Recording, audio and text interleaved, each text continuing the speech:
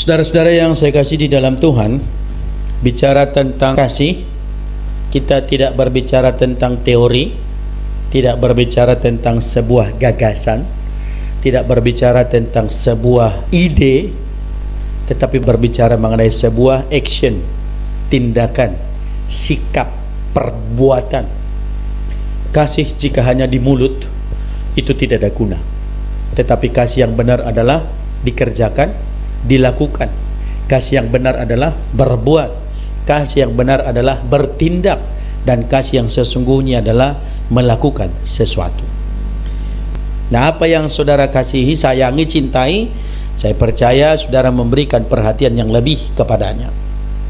Nah, saya mau mengajak kita hari ini untuk boleh berpikir dan merenungkan kemudian, apakah saya, apakah saudara, apakah kita sudah hidup dalam kasih itu, dan bagaimana kita bisa mengukur dan melihat kemudian bahwa kita sudah hidup di dalam kasih Tuhan.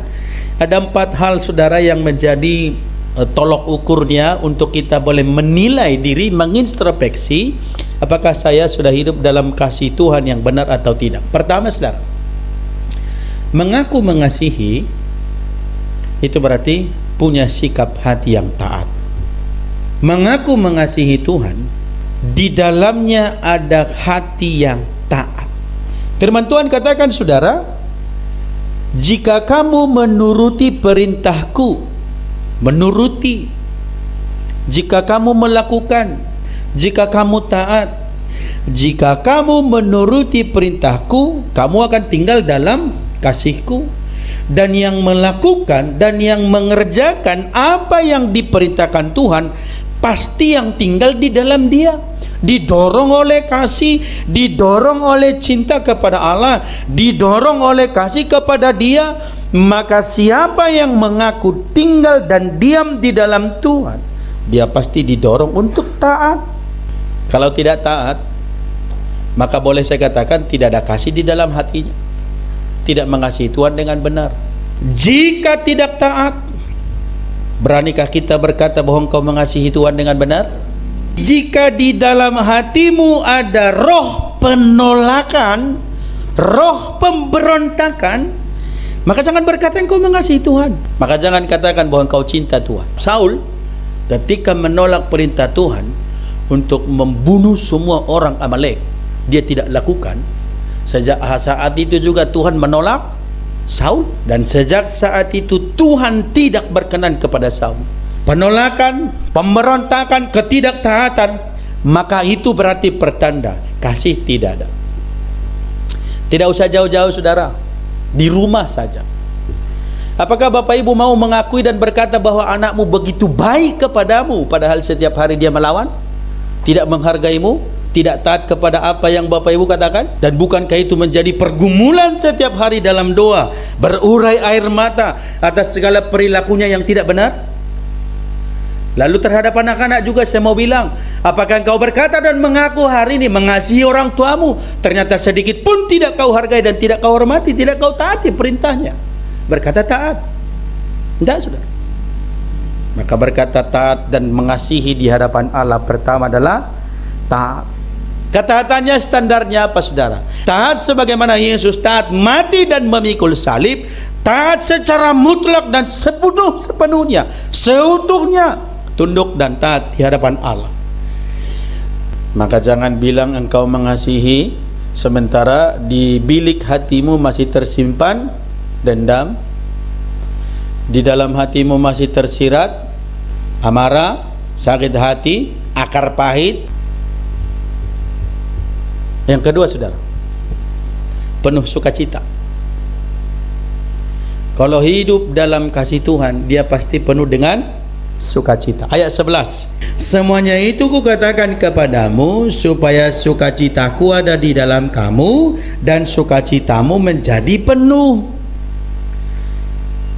Saudara, bahwa hidup dalam Tuhan, hidup di dalam Allah tentu membuat kita bersukacita. Sukacita bukan berarti tidak ada masalah. Sukacita bukan berarti tidak ada persoalan. Sukacita bukan berarti tidak ada pergumulan.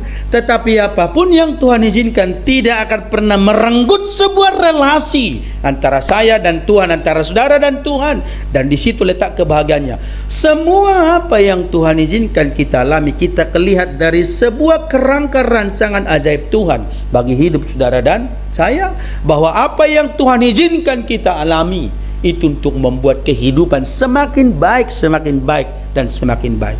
Yang Tuhan lakukan itu yang terbaik, Bapak Ibu. Katakan amin. Tuhan tidak pernah coba-coba. Kita lihat apa yang dialami oleh Ayub. Apakah Tuhan coba-coba? Tidak. Tuhan tahu Ayub setia. Tuhan tahu Ayub akan dapat melewati semua ujian terberat sekalipun. Bukan cuma kehilangan harta, dia kehilangan anak. Bukan cuma kehilangan anak, tapi dia kehilangan kesehatannya. Satu-satunya yang tidak sakit adalah pikirannya. Dan Ayub tidak mengizinkan pikirannya dan hatinya ikut sakit. Maka dia melihat itu semua dari terang firman Allah. Apa yang dikatakan oleh Ayub? Tuhan yang memberi, Tuhan yang mengambil. Terpujilah Tuhan, bahwa semua peristiwa-peristiwa sulit sekalipun tidak menghilangkan sukacitanya. Oleh karena dia tahu Tuhan izinkan semua demi kebaikan. Hidup di dalam Tuhan itu berarti saudara memberikan kita sukacita. Datang ke gereja sukacita, ikut melayani sukacita, persekutuan sukacita. Bahkan seluruh perjalanan hidup itu, apapun yang dikerjakan didorong oleh sebuah kasih, sehingga kita melakukannya dengan sukacita. Dan saya katakan, dan apa yang dilakukan dengan bersungut-sungut, Tuhan tidak berkenan. Maka lakukan dengan sukacita. Salah satu dosa yang paling dibenci oleh Tuhan dari orang Israel ketika mereka 40 tahun di padang gurun adalah bersungut-sungut. Bersungut-sungut. Makanan masih di mulutnya, tapi sudah ribut. Nanti makan apa? Daging itu masih terasa lengket di sela-sela giginya. Baru mereka kemudian sudah mempertanyakan bagaimana Tuhan memelihara kita. Masih kenyang. Maka Tuhan bilang apa? Ini memang bangsa yang tegar tengkuk, bangsa yang bebal, mental budak. Maka tidak boleh masuk ke tanah perjanjian itu. Yang boleh masuk tanah perjanjian adalah mereka yang lahir baru. Lahir di mana? Lahir di padang gurun. Tidak boleh masuk tanah perjanjian yang memiliki sikap mental budak yang tidak berubah. Maka kita harus berubah, saudara, supaya pintu surga terbuka buat kita semuanya. Amin. Jangan tahun demi tahun begitu terus. Tapi harus ada perubahan, bertumbuh, berkembang. Hidup dalam sukacita. Sukacitamu penuh artinya segala sesuatu dipenuhkan oleh Dia, bukan oleh kita. Dipenuhi oleh Allah, dipenuhi oleh Tuhan. Bahwa akan di relung hati kita ini mungkin saja ada ruang kosong yang tak mampu diisi oleh hal-hal materi, yang tak bisa diisi oleh hal-hal duniawi, yang tak bisa dipenuhi oleh apapun yang bisa diusahakan manusia, tetapi hanya bisa dipenuhi oleh hadirnya Tuhan. Kepemilikan tidak pernah disebut Alkitab garansi kebahagiaan dan sukacita. Ada? Pernah Bapak Ibu lihat di Alkitab? Tidak. Bahkan ada seorang pemuda yang berlari-lari menemui Yesus. Dia bertanya, apa yang harus kulakukan supaya aku bisa mendapatkan kerajaan Allah? Ada yang kurang dalam dirinya. Hanya satu kekuranganmu. Juallah seluruh milikmu dan ikutlah aku. Semua yang dia punya itu justru menjadi kekurangan. Bahkan kepemilikan dianggap Tuhan sebagai sesuatu yang kurang. Gara-gara itu mata hatinya tidak bisa melihat kebenaran Tuhan. Maka hidup dalam Tuhan pasti penuh sukacita. Ayo Bapak Ibu, sukacita enggak hari ini? Jangan gara-gara persoalan sedikit suami istri langsung diam-diaman. Agak terlambat aja Bapak itu pulang. Harusnya pulang jam 10, pulang jam 11. Ya kan Pak Tumpul? Tapi Bu Susi nggak gitu Pak. Langsung ada guling pembatas.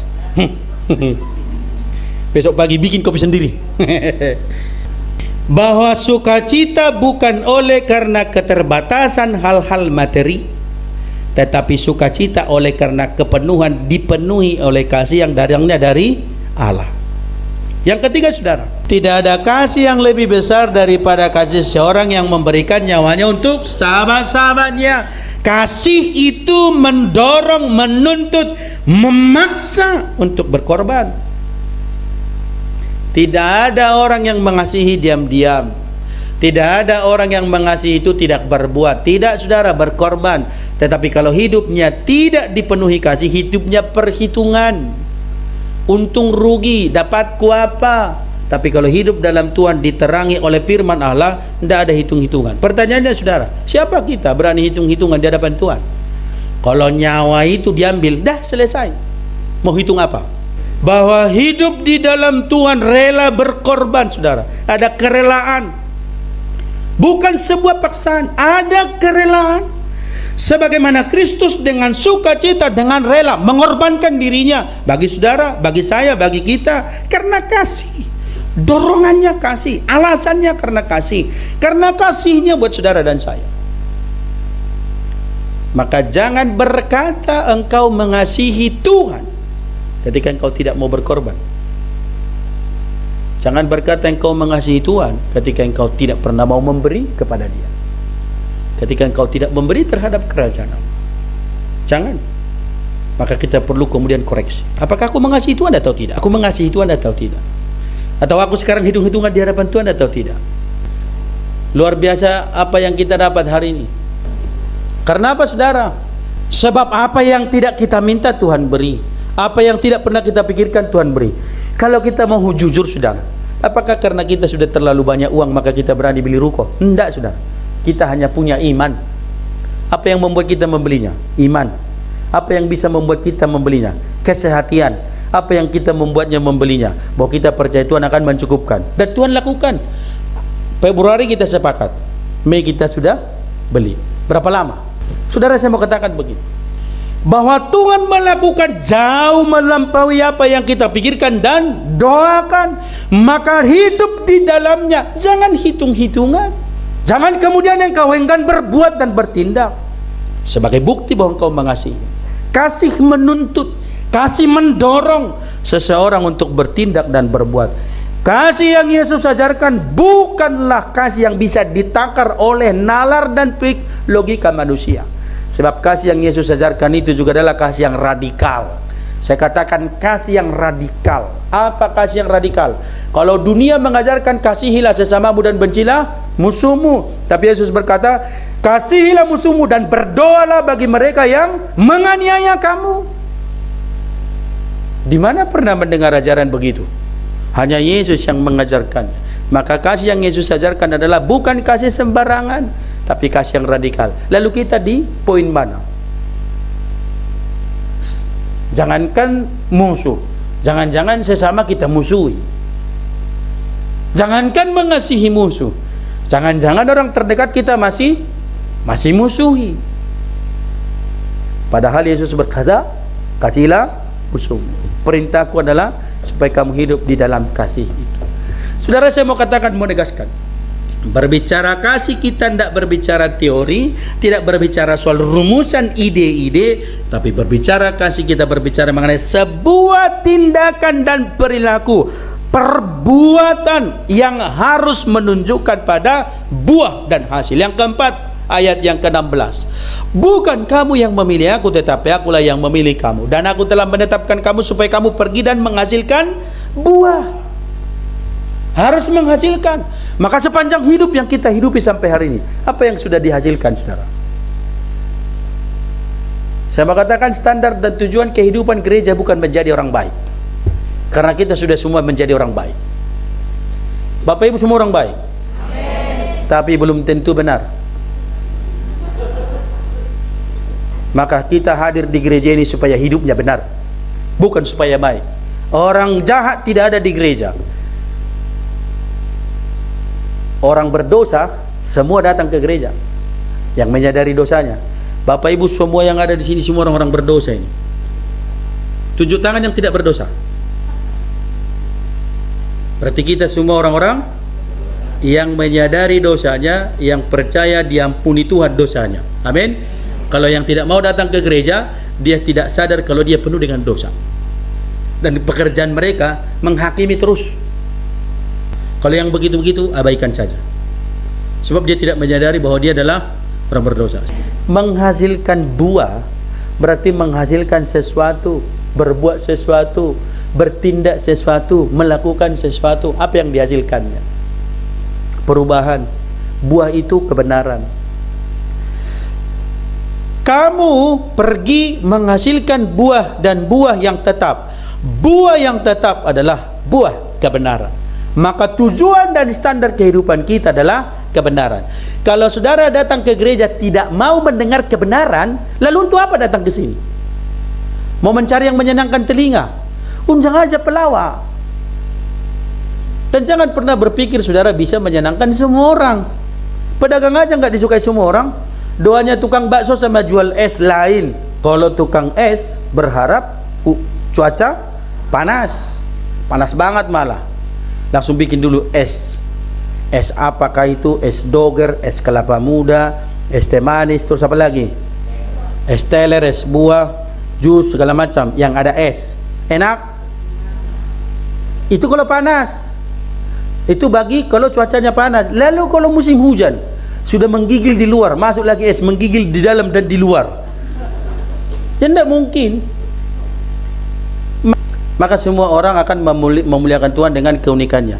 Maka tujuan kita datang bukan supaya orang senang, tetapi tujuan kita supaya Tuhan senang. Dan di dalamnya saudara menjadi orang-orang yang benar. Amin saudara. Saya katakan saudara, tidak ada pekerjaan yang bisa dihasilkan sekaligus. Tidak ada. Tapi semuanya bertahap. Semua kehidupan itu dilalui bertahap. Tetapi adakah kita kemudian menghasilkan sesuatu, bertumbuh menjadi lebih baik, atau kita tetap berkata aku masih seperti yang dulu? Bandalnya itu tetap aku masih seperti yang dulu, masa bodoh sama yang lain. Aku masih seperti yang dulu, tidak peduli terhadap yang lain. Maka saya percaya saudara, kita sekarang lagunya bukan itu lagi. Hidupku bukannya aku lagi, tapi Yesus dalamku. Amin saudara. Bahwa hidup di dalam Dia harus menghasilkan buah. Buah itu adalah kebenaran, dan kita harus menjadi orang-orang yang benar. Maka Yesus memberikan perintah, hiduplah dalam kasih, hiduplah saling mengasihi. Wujudkan kasih itu. Adalah bohong kita mengaku mengasihi Tuhan tetapi tidak mengasihi orang-orang di sekitar. Adalah tidak benar kita berkata mengasihi Tuhan tetapi kita tidak berbuat di dalam kerajaan Tuhan. Adalah tidak benar kita berkata mengasihi Tuhan tetapi kita hitung-hitungan di hadapan Tuhan. Maka buktikanlah kasihmu kepada Allah dengan tindakan, perilaku dan perbuatan yang memuliakan Tuhan.